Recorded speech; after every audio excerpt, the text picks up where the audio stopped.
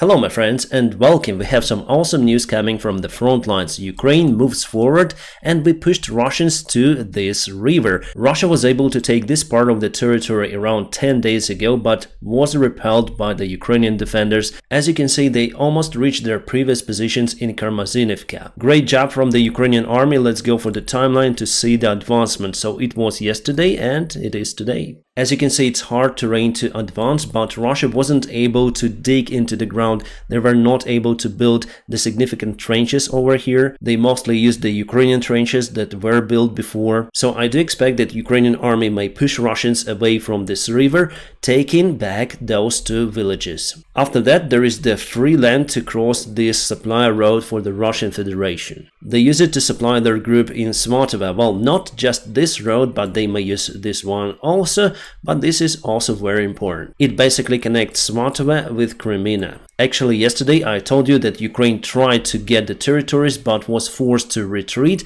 Here we see that finally Ukraine took the land. Obviously, Ukraine sent some of the reinforcements, tanks and armor vehicles. So we'll see how it goes over there, but for every Russian action we have counteraction. Definitely you may call it the counterattack. Alright, let's move from this place towards the Bakhmut direction. There are no any changes, my friends. Ukraine accumulates the power and resources trying to attack Bakhmut from the south. At least here we have the biggest advancement. Let's go to the south front lines. Here are no any changes near to Staromayorsk. If we go to Orikhiv, there are some of the changes, but we don't see it on this military map. I wonder why, but from the information I have, our guys are very close to Robotne. Indeed, our guys were able to advance from this direction as well and a little bit more from this direction. We have the information about it, this time from the Ukrainian military officials. So I do expect the Russian goodwill gesture from Robotne very soon. However, as you can see, there are so many villages in this area that should be liberated. But to do it, Ukraine should go through the Russian defense lines. About the Russian supply lines that were kaboomed yesterday, I'm speaking about the Chongar and Henichinsk bridges. Russia declared those bridges unserviceable and stopped all of the transit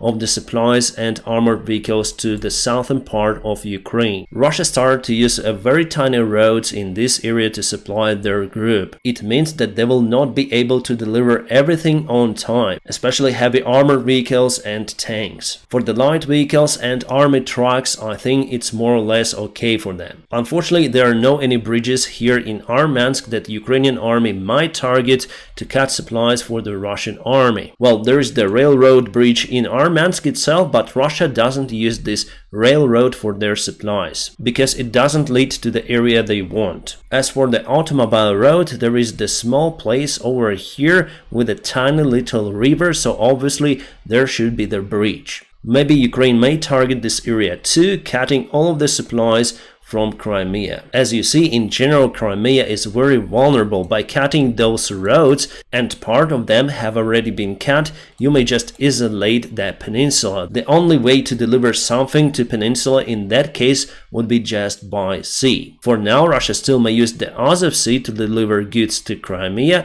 but that is not very effective. The main task for Ukraine right now is to reach the Azov Sea, all of this shore. In that case, we may interrupt the supplies for the Russian army. So if Ukraine is successful with that task, Russia would be forced to leave the southern part of Ukraine plus Crimea. I guess that in the near future Ukraine will intensify the attacks on the Russian supply lines and other infrastructure. It is basically the philosophy of the war. Without cutting supplies, it's impossible to get the victory. From the drone images, I see that Ukraine started to use HIMARS systems more often. For example, here is the Russian artillery with the ammunition that is on fire. The HIMARS rocket landed somewhere nearby, causing the destruction for this unit of Russians. Ukraine recently has received many more shells for the HIMARS systems. I think that is why our actions intensified. About Robotne, we have this map showing the advancement of Ukrainian army in this area, but I'm sure that there is one more advancement from this direction. The problem over here for Ukrainian army is this defense line, but it was penetrated over here already. It means that probably Ukraine will go to the village from this direction. One more map showing the success for Ukrainian army in Svatova direction. That is what I told you just in the beginning of this video. Ukraine was able to take the ground almost to the previous line, but still have to take more, and there is the chance for the possible penetration of the Russian defense line in that case. Good news for Ukraine, one more K-52 helicopter of Russia was eliminated today. As usual, Ukrainian soldiers used the portable man-pads to target the Russian helicopters. The problem for our guys to target this helicopter is that it flies very low and may fire rockets, anti-tank missiles for a very long distance, up to 15 kilometers, and the usual man-pound range is around 5 kilometers. But still Russia continued to lose those helicopters. A very strange decision from the Russian local commander. He decided to form up the soldiers just on the front lines. I cannot publish the full video on this platform. For that, please check out my Telegram channel,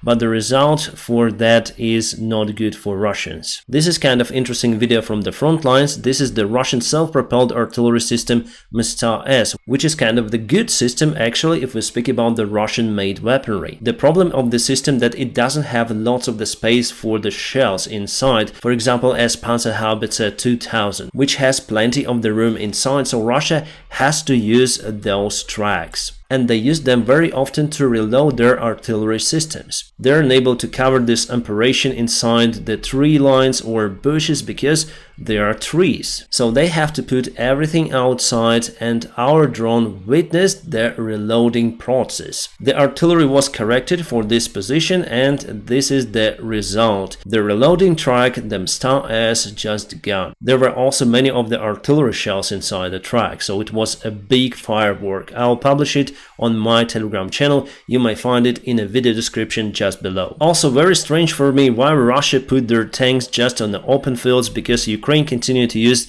the FPV drones to target the Russian vehicles. And here you can see two of the Russians who, let's say, try to defend the Russian tank against the drone attack. Okay, the Russian public say that the Russian crew of the K-52 helicopter went kaput. One of the Russian groups posted the photo how they delivered some of the goods to that crew before. The GoPro 9, I think the Garmin watches, and the Garmin GPS. Actually, I have the same GPS, and it's not for flying. It is for hiking in the wild somewhere. Because the Russian pilots of K-52 helicopters use those hiking or trekking GPSs, I may understand that the systems of the K-52 are not so good, especially navigation systems. Plus, Russia may purposely disturb the GPS signal in some certain areas. It's interesting whether they filmed their final flight on this GoPro 9. Today, Russia launched two of the Iskander missiles to target the Ukrainian civilian residential building. Unfortunately, many people lost their lives and many were wounded. I think that Russia does the same mistake as the Nazi Germany did by bombing the United Kingdom. They basically force everyone to hate them. In that case, the Ukrainian victory is imminent. According to the British Defense Intelligence report, Russia started to use aviation much less in Ukrainian war. They are afraid that they may lose more helicopters and airplanes. As you see, they constantly lose them. That's why in the recent weeks Russia appears to have been less able to generate effective tactical air power on the south. And that's why we see the advancement of Ukrainian army. President Volodymyr Zelensky said that if Russia continues to attack Ukrainian ports, they will be out of the military ships in their Black Sea Marine fleet, because Ukraine was able to make quite a lot of the drone boats. And as you can see from the last week, they are quite effective. Alright, now we have the official report from the United States of America that they will transfer the Abrams tanks to Ukraine. The first batch will be 31 tanks. We expect to receive them the next months. By the way, I haven't seen the Challenger 2 tanks on the warfield together with Marder armored vehicles.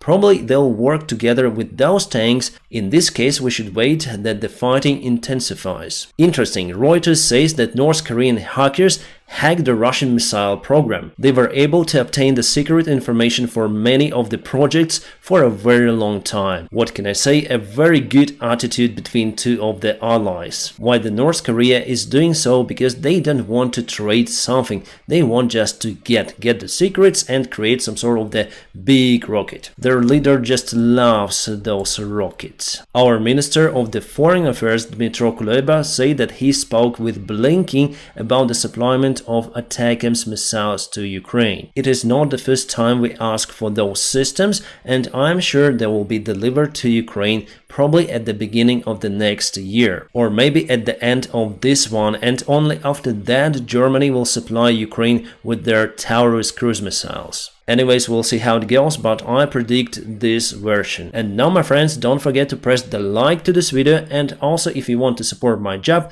there will be some of the links in the video description just below. Special thanks for my Patreon supporters and the sponsors of my YouTube channel. You are doing a fantastic job.